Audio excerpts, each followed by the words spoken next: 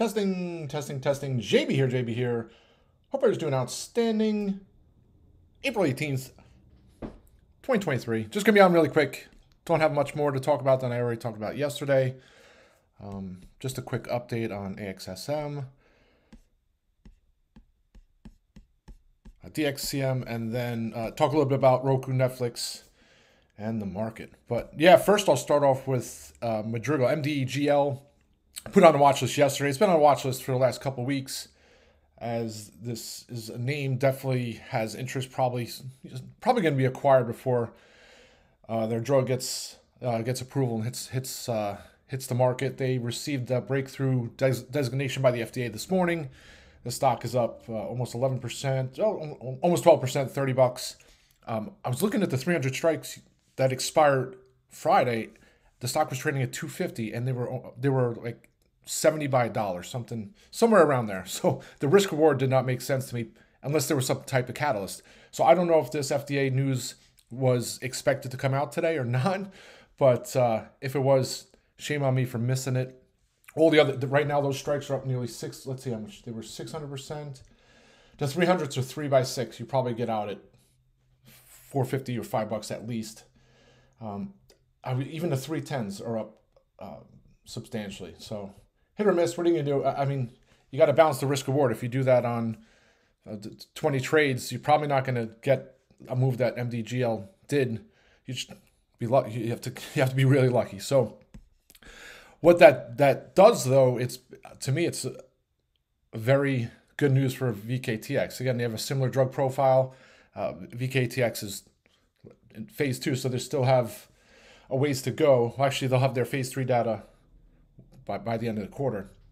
So they still have a ways to go. But if they have positive data, this thing's, 30, 40, who knows? And then you couple this with what's going on with the weight loss drugs that are just taking the market by storm. Seems to be the new I won't call it the new fad, but seems every stock, just like they were doing AI a couple months ago, now it's the weight loss. So I can't see how VKTX is not over 25 in the coming days and weeks, and if not 30 and higher in the coming months. So still have the May and June strikes. I might look to get further calls out and then lock some in the Mays if it, let's say, gets to 25.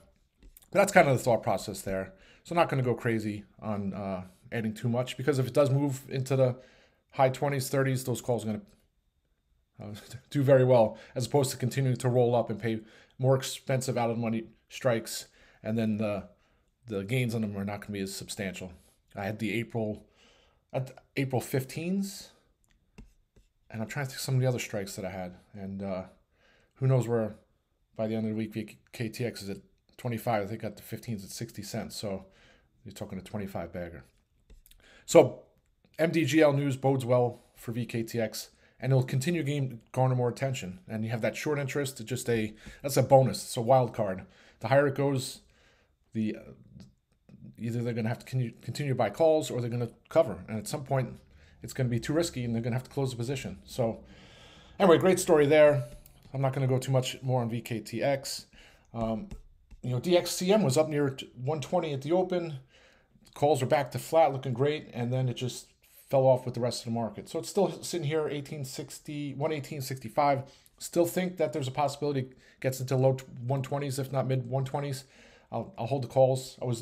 I was going to cut the cord when it started to dip, but I still think it's headed higher. So after its move yesterday, it's probably a little consolidation.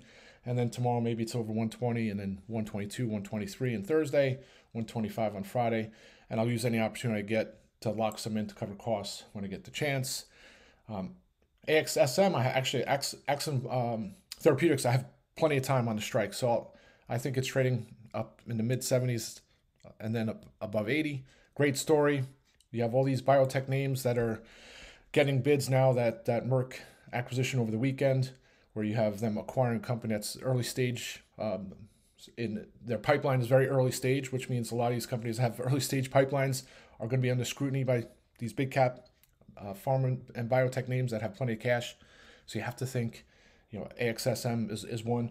You look at Intercept, ICPT is just on it. It's almost at $19 today.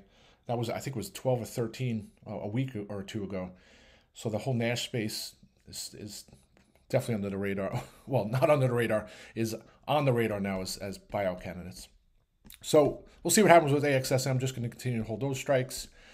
So Netflix reports earnings after the close today. I was talking about yesterday, the stock was selling off, and the headline said selling off in anticipation of earnings. And if you flipped it around, the stock was up, they'd say, oh, it's rallying in anticipation of earnings. I think a lot had to do with that live stream of that one of their popular shows that was supposed to happen Monday night. That was just an epic fail. It started to look like maybe it was going to get back. A lot of the gains, a lot of losses from yesterday was up near 338 and all the way back down near 330. That 330 handle looks like support, but it doesn't really matter now because we have 3 hours and 15 minutes to the close, and their earnings are coming. So their Q1 is usually not as good in regards to subscriber growth because a lot of those subscribers are pulled into the fourth quarter with the holidays. So I don't think expectations are very high for sub ads. I think it's somewhat flat. If there's any, above expectations, a couple million sub ads, and they paint a rosy picture in regards to guidance and sub ads, I think that just bodes well. Also paint a nice picture around their new ad based subscriptions. If that's doing well, and all you read on a lot of people who talk about the new rollout from Netflix in their ad supported content is that it's not doing well. So I think if they can surprise, it trades into the high 300s, maybe 400. We've seen some moves before. So I still have my 410s, which I was going to cut the core, but I don't want to be in a situation where there's a huge move. And yeah, and then you won't see me around for Wednesday. I'm just joking, but so they're cut in half. If it gets to 375, 380, the 410s will have some premium on Wednesday. So that's kind of the thought process there. Any inline number, maybe it stays flat and then a miss, and the stock's going to get punished probably back under $300. And then on the flip side, you have Roku, and it still has the bullish crossover. I mean, the golden cross, the bullish cross on momentum indicator. Just a great setup.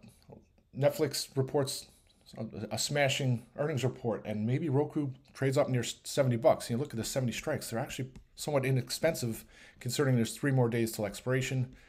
What are they, 24 by 27? I've traded Roku the last couple of weeks, and it's done nothing but do the opposite of what I thought it would do. So at some point, I think it breaks over $70. Maybe it's tomorrow. I'll probably just wait for an opportunity to add some calls if I get a chance tomorrow, if Netflix is really comes out with a strong report. So that's Netflix. I was already talking about a VKTX, but you look at what's going on with this whole GLP-1 weight loss drug situation, right? So Teladoc this morning comes out with their own press release. I forget what they said, but pretty much that they're looking to get into that, tailor their doctors to help prescribe more weight loss drugs or some to that effect, and the stock goes bonkers. Let's see if I can pull up the news. Let's see. Yeah. Teladoc Health launches provider-based care for weight management and pre-diabetes programs. I mean, this is all old stuff. I mean, there's stats where they say 97, 1 in 3 American adults have pre-diabetes. 42% of adults in the United States are estimated to live with obesity. I saw somewhere they said 90%. So you make up all these numbers you want, but what the fact is, there's a huge market for it. And just imagine, the holiday season comes, and then I got to lose weight, and all you have to do is get on Teladoc, and they'll do a prescription for you, and you can Netflix and chill, eat all your food that you want, and take a pill and lose weight. Well, great stuff is that. But so Weight Watchers looks interesting because they just acquired, I forget the name of the company, Sequence, right? So Sequence is a subscription-based telecare program where they have doctors that you meet with a certified, clinician, I guess they call it, and a dietitian and fitness coach, and if they deem you worthy of it, they'll prescribe, Ozempic or some of these other weight loss drugs. So, they're GLP-1 medications if appropriate. So here's a great story, and then you have Weight Watchers, which with their 19 million subscribers, I don't know how many they have, 33 million. I have to go look to get the exact numbers.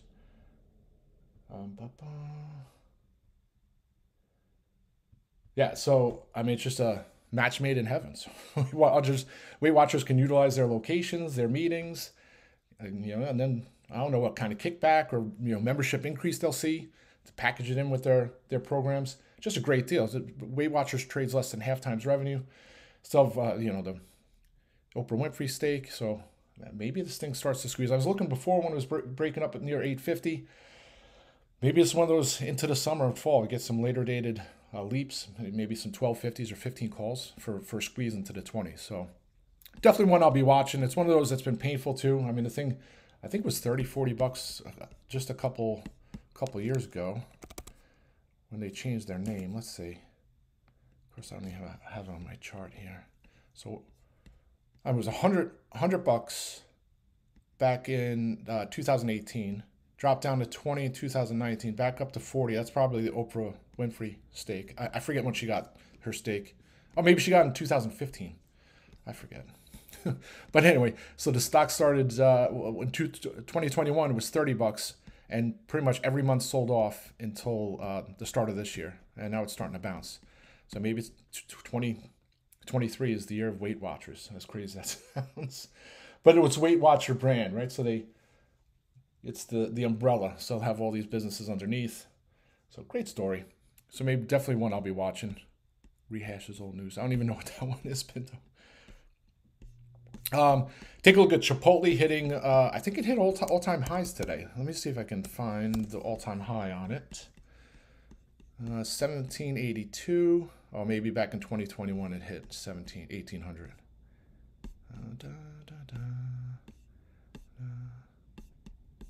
16. Oh yeah, 1776. December 2021. Is that the high? No, 1895. November 15th, 2021. Okay. Oh no. 1958. I stand corrected. Wow. So it hit 1958-55, September 23, 2021. I don't know if it gets there, but I mean, if you take a look at the backdrop in the casual dining space, you look at McDonald's just on a tear because as costs start to come down on their supplies, their ingredients, all those fixed costs, which have been rising, chicken, avocados, you name it, those costs have gone up. And because of that, they start to raise the prices, but they're not going to cut their prices. So they're going to keep the price the same. Their fixed costs are going to come down. Their margins are going to be much better than they were 2 years ago. So they're going to be extremely profitable. As Chipotle's already profitable, no debt, tons of cash, doing stock buybacks. People look at the stock price and they've never been able to rationalize or wrap their head around it. They see a $1,700 stock. But you just look at the fundamentals and the numbers, and you do a reverse split, and it's a totally different story. Oh, it's only $170. So, it's perception, and perception a lot of times with Chipotle. Oh, they sell burritos. How can it be a $1,700 stock? But then you run the numbers. It should be probably going to go over 2,000 this year. But certainly a name I'll be, especially towards the end of the week. I tend not to get calls at Chipotle at the start of the week because they're expensive. But towards the end of the week, I'll be looking possibly get some for a move to maybe 1850 or so. They're going to report earnings a week from today. So tough to maybe there's a ramp up into earnings into Friday. So certainly one I'll be watching. Trying to think of some other names. I think that's about it. Spotify, was another upgrade this morning. KeyBank took them up to $160, maintained their overweight rating. Someone at this last week, I think on Friday or Thursday, Guggenheim.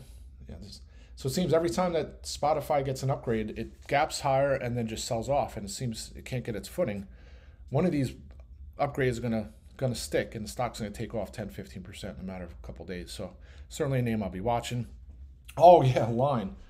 What do we have in a Line here? Line reports earnings a week from today, or a week from tomorrow. I think they report next Wednesday. Let me pull it up. Another great story. You look at the chart, and if you pull up a line that 360 handle, if that breaks, you gotta think it's gonna go to 400. And Align's another one of those names. Fundamentally sound, tons of cash, been buying back so much of their outstanding share count that their valuation just it's similar to what IBM's been doing. Just kill the outstanding share count, and then you evaluate your shares are more valuable, right? When there's less out there. So take a look at that 360 handle, and that's the gap from earnings. So it's sold off. Now it's starting to melt back higher here. It breaks 360. It might be one of those melt up plays into earnings next week. So right out of the gate was up at 355 or so. So it could be some more of the company insider buys. I think they have an accelerated stock buyback too, right? Yeah, well, that was in February. So they announced a $250 million accelerated buyback, and I think they already have a billion under that program, and they say the medical device company expects to complete the accelerated stock repurchase transaction by April 26th. So, ironically enough, you see the stock gap up in the morning. Maybe they haven't started it yet, or there's still a lot left, and they only have a couple days to finish the buyback. So maybe that's some of the melt up the last 2 days. But certainly one I'll be watching. Yep, VKTX 2069. Again, it's like mind-boggling. Some of these biotech names always seem to just boggle the mind of like it doesn't trade right, like the value it doesn't make sense. But I don't know. I guess the market knows. All right, folks. I think that's it. What were some of the other names I had to watch this morning? Ed. It's not doing much today after moving higher yesterday. It's down here at 807. Still think that one's going to go over $10, if not higher. Great news there. The execution part over the last 5-6 years has been horrible. Now they're starting to turn the corner on that. Is that it? That's the 17th. Yeah, I have the wrong one up here. CDLX is up here at 691. Just a matter of time before that's over $7. I mean, it could be over $7 any minute now. Another one of these stories, beat up. People returning to stores. Travel is above pre-pandemic levels. All the things that you would think would bode well for a company like CDLX, and here it is. It was just nearly at all-time lows a couple weeks ago before they pre-announced. I have to think this can be double digits. It's such a great story. I'm trying to think what else did I have on here. April 18th.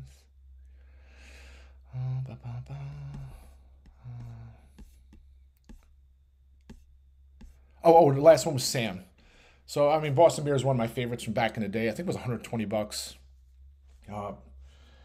It's a tough one now. Everybody's in the hard seltzer, however you want to pronounce it, sector. Everybody's come in. The competition is fierce. So a lot of the premium on the multiple for Sam was priced into the continued growth in that area, in that space. There's been a huge decline. But it's kind of found a floor here, $300. Another name, they're doing stock buybacks. Fundamentally sound, tons of cash. So, so they'll report earnings, I think, next Wednesday. It's not the most liquid name in terms of on the option side, so it makes it tough to get in and out, and doesn't move that fast. So, it was just at 316. 20 minutes later, it's at 320. So very volatile. I'll probably pass on. I just have too much right now. Maybe I'll visit it as I start scaling out of some positions. But I think that's it, folks. I'll try and get on audio later or tomorrow. Let's have a great day. Let's hopefully Netflix has a great earnings report. Banks already this morning, another slew of great reports. Johnson & Johnson beat and raise. Positive commentary from Goldman Sachs and Bank of America. You already had those reports on Friday. J.P. Morgan, Jamie Dimon, who almost fear-mongered a couple weeks ago when the Silicon Bank situation was coming to a head, saying this is not over, and now it seems like it's somewhat over. But then you have some people on the flip side saying, well, these bank earnings don't really cover the impact of Silicon Valley Bank because it came right at the end of the quarter. Some people might be more skeptical, pulling money out or not. There might be things that are still haven't come to a head because we're only seeing the early stages. So that's a possibility too. I don't think that's the case, but time will tell. Anyway, all right. Let's have a great day, folks. rock and roll.